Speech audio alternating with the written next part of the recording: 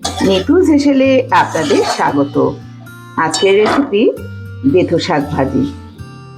শীতের দিনের এই শাকটা খেতে যেমনি সুস্বাদু আর খাওয়াটাও কিন্তু খুবই উপকারী।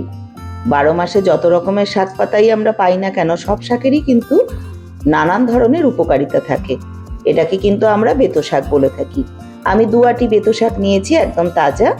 আর তার জন্য আমি নিয়েছি এখানে একটা বড় সাইজের আলু আর একটা বেগুন। তো চলো শাকগুলো ছাড়িয়ে তোমাদের সঙ্গে দেখাই। শাকের কিন্তু শুধু পাতাগুলোকেই আমি নেব। আর এই শাকগুলো বেছে নেওয়া খুবই সহজ। এভাবে ধরে উল্টো দিকে একটু টান দিলেই এভাবে পাতাগুলো চলে আসে। আর একদম আগার দিকটা কচি থাকে, তো এইটুকু অংশই আমরা নিয়ে নেব। এভাবেই সব শাকটা ছাড়িয়ে নিচ্ছি। শাক এভাবে সব বেছে নিয়েছি। এবার এগুলোকে ধুয়ে পরিষ্কার করে নেব। আর এখানে আলু এরকম ছোট টুকরো করেছি। আর বেগুনগুলোকে কিন্তু একটু বড় রাখতে হবে, না হলে কিন্তু একদম গলে গিয়ে মিশে গেলে কিন্তু শাকের মধ্যে ভালো লাগবে না। একটু বড় সাইজের করে কিন্তু আমি বেগুনগুলো কেটে নিয়েছি। তো চলো আমরা মূল রেসিপিতে চলে যাই।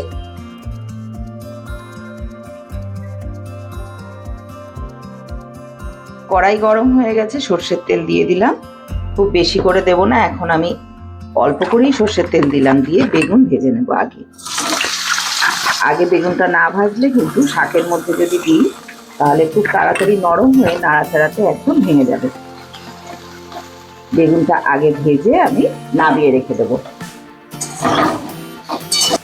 অল্প পরিমাণে লবণ দিয়ে দিলাম। আমি শুরুতেই লবণটা দিইনি কেন, বেগুন ভাজার প্রথমেই, তাহলে কিন্তু একটু ঢাকা দিলে খুব তাড়াতাড়ি নরম হয়ে যায়, সুন্দর করে ভাজা হয় না।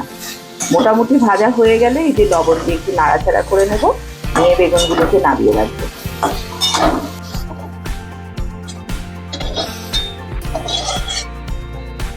বেগুন ভেজে তুলে নিয়ে সেই কড়াইয়ের মধ্যে আবার একটু তেল দিয়ে দিলাম, সর্ষের তেল। কড়াইটা গরম আছে যেহেতু তেলটা খুব তাড়াতাড়ি গরম হয়ে গেল। কেটে রাখা আলুগুলোকে দিয়ে দেবো। আলু ভাজার মধ্যেও অল্প লবণ দিয়ে দিলাম, যাতে ভাজার সময় আলুর মধ্যে একটু নুনটা ঢুকে যায়।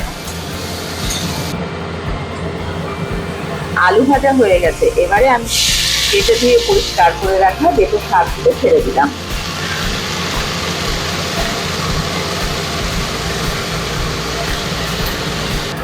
কিছুটা পরিমাণ কাঁচা লঙ্কা কুচি ছেড়ে দিলাম, দিয়ে তার মধ্যে দিয়ে দেবো।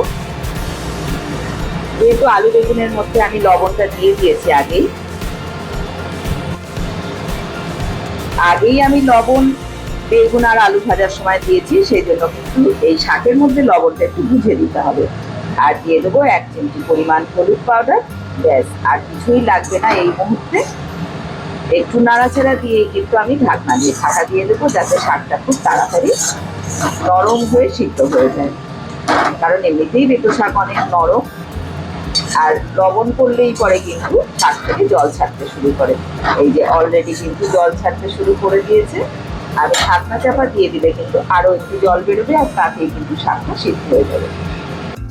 চলে এলাম আমি, দেখি শাকটা আমার কতটা সিদ্ধ হয়েছে। জল বেরিয়ে জল কিন্তু একদম টেনে গেছে। আলুগুলোও কেটে দেখাই, একদম সিদ্ধ হয়ে গেছে, পারফেক্ট। আর এরকমই ঠিক একটু ভেজা ভেজা অবস্থাতেই আগে থেকে ভেজে রাখা বেগুনগুলো ছেড়ে দেব। আর যেহেতু একটু শাকের মধ্যে মিষ্টি না দিলে ভালো লাগে না, তো অল্প একটু চিনি দিয়ে দিলাম। এবার একটু ভালোভাবে নাড়াচাড়া করে মিশিয়ে নিলেই কিন্তু তৈরি হয়ে গেল আলু বেগুন দিয়ে বেথো শাকের দুর্দান্ত একটা রেসিপি। গরম ভাতের সঙ্গে কিন্তু দারুণ জমে যাবে। কেমন লাগলো আমার আজকের রেসিপিটা অবশ্যই কিন্তু কমেন্ট করে জানাবে বন্ধুরা।